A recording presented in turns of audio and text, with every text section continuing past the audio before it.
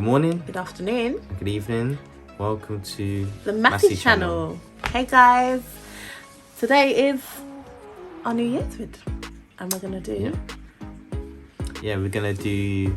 It's kind of like a beanbag talk where we're going to be discussing like different topics. But for this one, we're going to be talking about a review of 2020. 2020. We all know what 2020 has brought us. But yeah, we're going to tell you our side of it. So as you all know, as Christians, we go to church, and when we started the new year, the word was 2020 vision. This year would give us 2020 vision. And I think that certainly has come to pass because our eyes have been opened to so many different things this year that we never would have expected. Yeah, a lot of challenges happened in our personal lives and also around our whole world. You know how COVID started in 2019, went into this year, and I don't think anyone expected it to be this bit huge of a problem, because obviously it was thousands of miles away, and now it's in basically every nation of the world. So I remember in March when everything was happening, was just sitting on our beds looking at the news wondering, is the nurseries going to close, are the schools going to close, or the workplace is going to close? We just didn't know what was going to happen. And then when we saw in the news that Boris had said the get-go, the go-ahead, and then things closed. Yeah, none of us knew would be in lockdown for how many months was it, or weeks?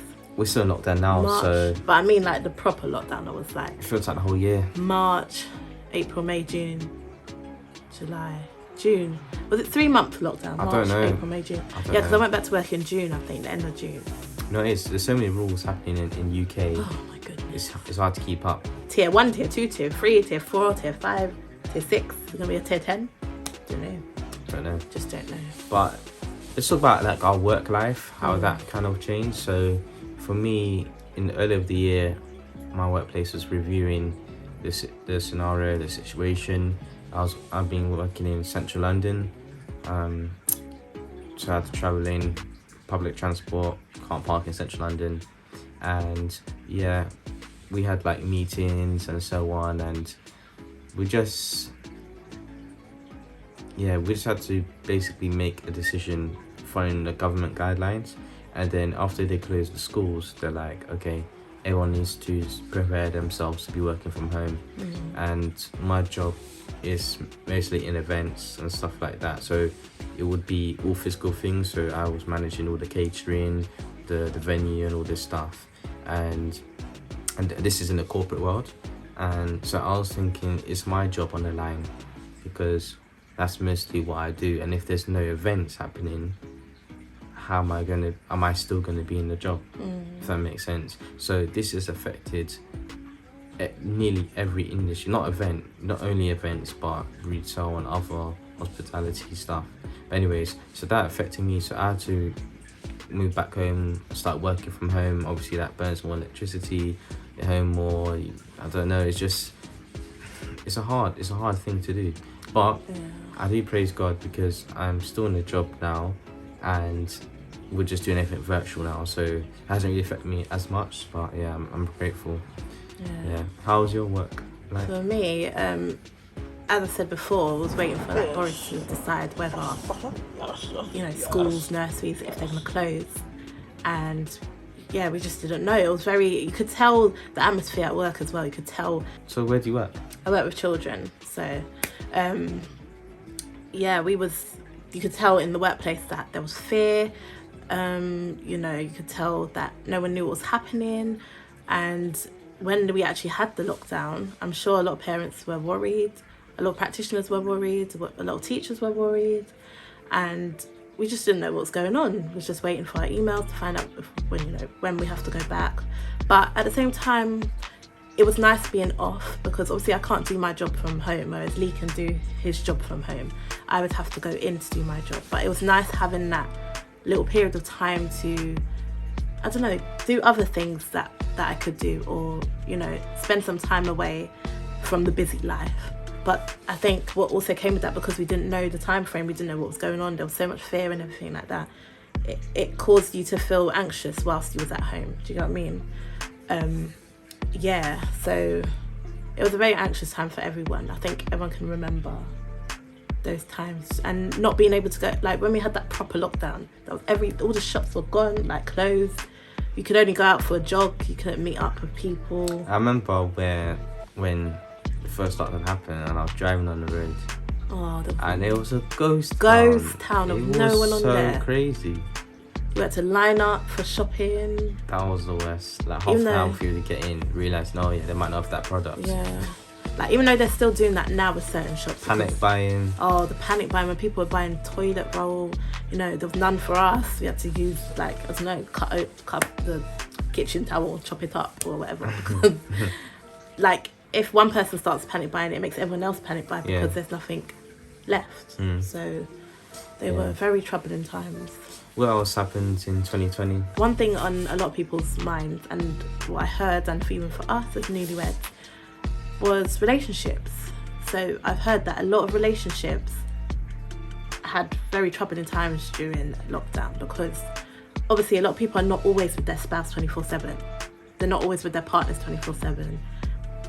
So I guess reality kicked in for a lot of people, and a lot of married couples had struggles. Even for us, we had a lot of ups, but we also had a lot of downs, like because of the adjustment of you're basically in each other's faces, and you're not spending that time apart for a little bit. You're just always there, especially Lee working from home, and I was at home myself. We had troubling times, I would say. I think if we didn't have God to lean on, to trust, I think things would be very difficult for us. But because we had God at the centre, and because we could lean on him when we couldn't lean on each other, it made things better to go through. But I'm just thanking God that I was able to go through it, because a lot of marriages failed during this period.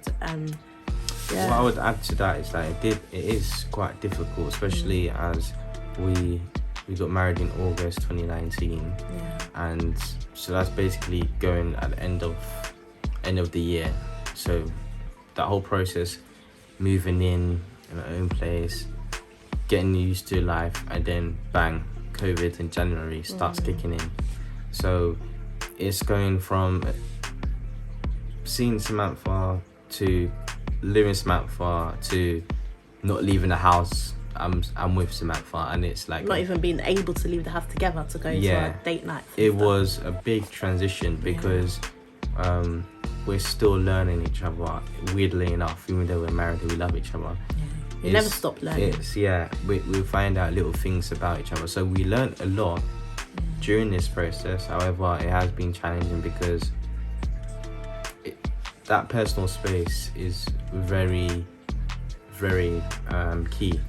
That's why we done a few videos on love languages, just to use that to help us. So we're trying to come up with all these different tools that God's allowed us to know about, just to make sure that we're loving each other the right way, and making sure that we can cut the loose ends and make sure our marriage is really tailored down to what God wants us to do. Yeah, because what's hard is that, like for us, people around us are necessary. Like within our marriage, you also need people around you. You can't always be like this 24/7 and not, have that. You need that balance, basically. So not being able to, when this started, not being able to actually go and hug my mum and dad or whatever, seeing them every now and again, from a distance when we was able to, but not being able to have that normal time that we normally did was quite a struggle for us. So you need those people to talk to, and not having those people made it very hard for us at certain stages, because it was always Lee in my face. Obviously God as well, I could turn to whenever, but it was always Lee. And as much as I loved having my husband with me, is that a bad thing though? No, but as much as I loved having you with me, I needed, for example, if you was the problem, once I've gone to God and I just need that person to talk to or something, like you was just always there. So whenever we had a problem, as I said before at the start, if it wasn't for God, we'd have no one else to lean on. Just to add as well, sorry to cut your flow, but not only work was affected, our church life, our spirituality was affected as well. So normally we would attend prayer meetings where we can, and also on Tuesdays, and then youth fellowship on end of the week, Fridays. Might do like a Bible study with a small friend friend groups as well during the Thursday. week, and also we have the Sunday services in the morning and in the afternoon as well, the evening, sorry. So once that all got stripped away, it was just like, wow, we just got married, we're trying to learn each other, but we're still trying to learn God as much as we can, and not much things to help us to utilize. It was just like, how do we get around this roller coaster? I would say though it was, well, we're still in this process, to be honest, because we haven't been at church. We've been doing online services. But I think for many Christians, it was an up and down stage spiritually. It was an up and down stage because, one, a lot of people got to know God for themselves. Yeah. Because sometimes in church you could be going through the flow, and people think that going to church, makes you a Christian or whatever like that. But you have to know God for yourself. So this allowed people to have that spiritual time by themselves in their closet with God, and they learned God for themselves, and they got to have that special relationship. I would say that I got to speak to God more as well, but then there's certain aspects that causes distractions. I think the enemy can cause distractions even during this time to try and turn you away from God. Fear could be one, having problems with your relationships could be one. But I think it has been a very up and down time for many Christians. The enemy tried to not allow us to go to church, but thank God for technology, because there is Zoom that the whole world has been using. I'm surprised it's not crashed by now, because everyone has been using Zoom. But there's different aspects like Teams and everything like that. You got very different platforms, Teams even WhatsApp stepping up. Facebook as well, they have their own rooms. So Instagram, I heard, doing something, better things. technology has definitely brought people together. So as I said before, we're still doing online services, which has been great because you still get to connect with everyone, you still get to listen to the word. But I know a lot of people have been missing the actual fellowship. That's one of the things, like, that's what really affected me. Like, I know that we are the church and things like that, but it's just being around the brethren, the family vibes, being connected with everyone at church, singing as a whole. Doing that worship, and you can feel the atmosphere changing, and that the things that make your hair raises, and like you're getting into the, and pastor running up and down, and just like, I miss that type of vibes. But as I said before, this is a time that you have to learn God for yourself. Exactly. And I think church life will be so much better when we eventually go there if people have learned God for themselves, because you will know that you're not going to church just for people. You're going to church to fellowship, but also to praise God first and foremost. So once you know God for yourself, it'll be so much better. Definitely. We just basically learned that tomorrow is not promised, and all of our days are numbered, basically. We thank God for NHS in this country and everything that man is trying to do to try and contain this whole scenario, this virus and stuff. But the person who has the final say is God. And if you're walking with God, it just makes the journey just a little bit more sweeter. So my advice and what I would say is try and get close to God and try and understand what He's trying to tell you. What opportunities are happening. There's people who's gotten jobs this year, and there's people who have lost jobs this year, but everything happens for a reason. It's just understand what path you're on and where you are in the journey. We've got to trust God. That's the ultimate thing throughout this whole thing. It's worrying times, but we have to trust God, because He will direct our path. Definitely. So just to wrap this up, our overview of 2021. So as I said before, and as Lee said before, tomorrow is never promised. So we can't have a whole list of goals, of things that we want to do, that we expect to do. But we can say, God willing, and we can say that we trust you, Lord, that we can do these things. So things like, I don't know, we're definitely, one of our goals is to save. We're going to definitely save it. So we've started obviously saving, but saving for a house and other things. Like children eventually. Try and aim for preparing ourselves to, when that day comes, to grow our immediate family ourselves.